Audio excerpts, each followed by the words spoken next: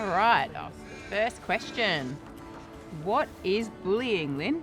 Bullying, I find it's an action that some people take that is offensive to other people. It can come in so many different ways. It can come through verbal, it can be through text. Online bullying. Physical violence. Just being isolated from friendship groups. Excluded. You're made to feel helpless. Name calling. Intimidate someone. Harassed over and over again. It's ongoing and it just doesn't seem to stop. It's meant to have a negative impact on somebody and really takes their power away.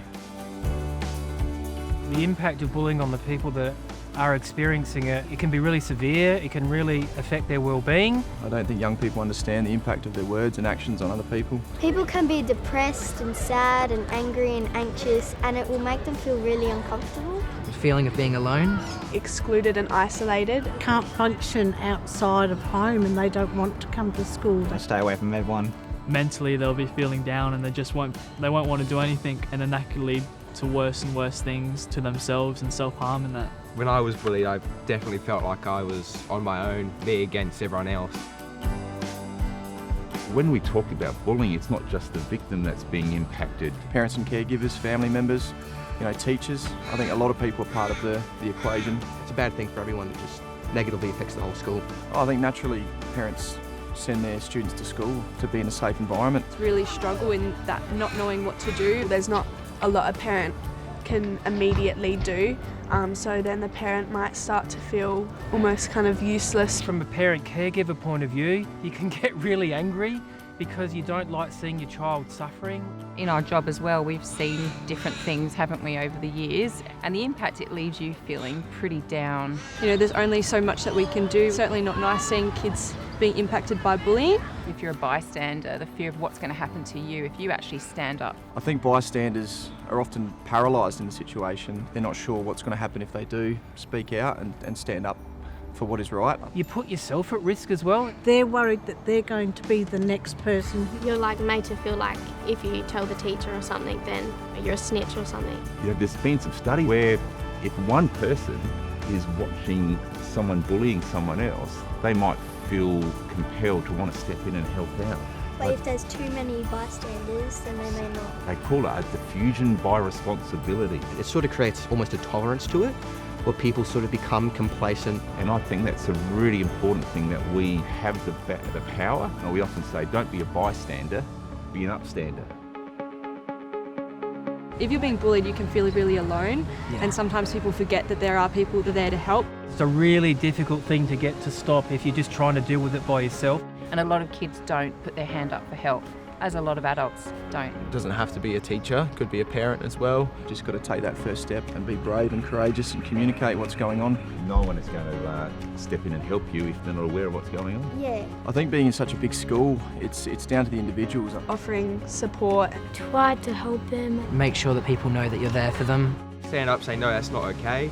We need to be skilled up, don't we, Yeah. to be able to deal with these things. Kids need more chance to have conversations, real conversations that might not be happening at home or in their day-to-day life. People have to bring it up and talk about it, even though it could be uncomfortable. I think it's the best way to resolve the problems and make sure it doesn't happen again. I think everybody needs to contribute. It doesn't work when it's just teachers channeling it all the time. You need the kids behind you. But everybody needs to be willing to do it. Thinking about the effect that your actions and your words can have on someone. Think about how it would affect you. Don't be rude to people. Acknowledging people's differences Yeah. and accepting them and embracing them. Bullying is never acceptable. Just speak out, because there are people wanting to help you. So don't feel like you're trapped in that corner and you can't do anything. You're not always going to be in high school, you're not always going to be around that person. Now, it is sort of a tough one because of the effect that bullying can have, but I think it's never too late to sort of apologise and try to make things right and amend for your actions. And also acknowledging what you've done. Restorative conversations are really important. Sitting down talking about how everybody feels in the situation that happened.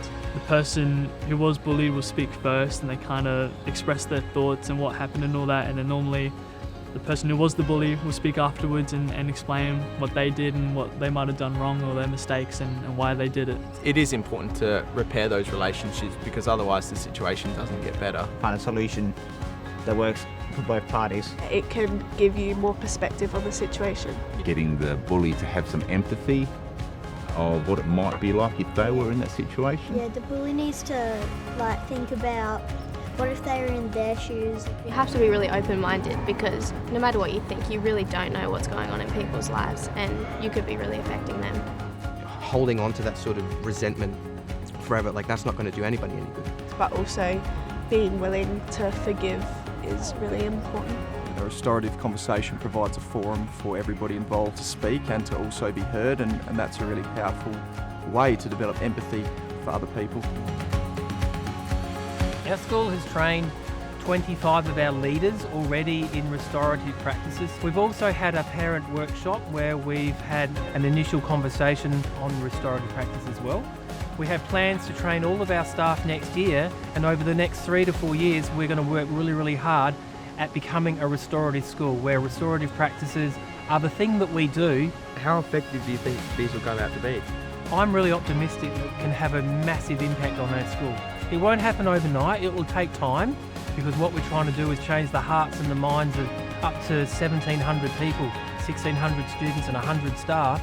And from my perspective, the well-being of students is the most important element of my role, because if we don't have well students, how can they do their best learning?